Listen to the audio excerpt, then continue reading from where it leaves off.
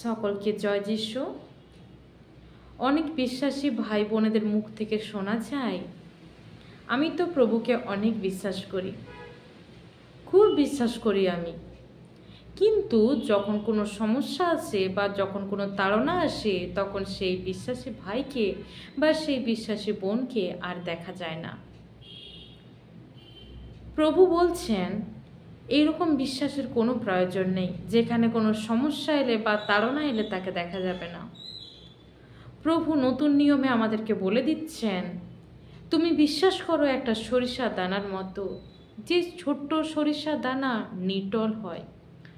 আমরা যদি তাকে 5 তলা 10 তলা বিল্ডিং থেকেও ফেলি, কিন্তু সেই ছোট্ট সরিষা দানা ভাঙবে না, মোচড়াবে না, কিন্তু সেটা মাটির কোনো একটা স্থানে বসে যাবে এবং সেখান থেকে চারা গাছ হয়ে বড় গাছ হবে এবং ফল ফুল হবে।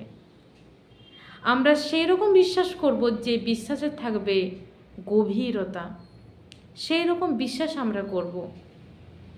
তাড়না এলে, দুঃখ এলে, সমস্যা এলে যেন আমরা প্রভুর হাতকে ছেড়ে না দিই, এমন বিশ্বাস ঈশ্বর চান না।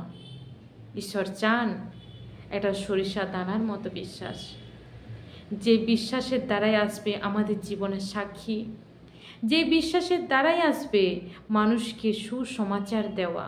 হালেলুয়া।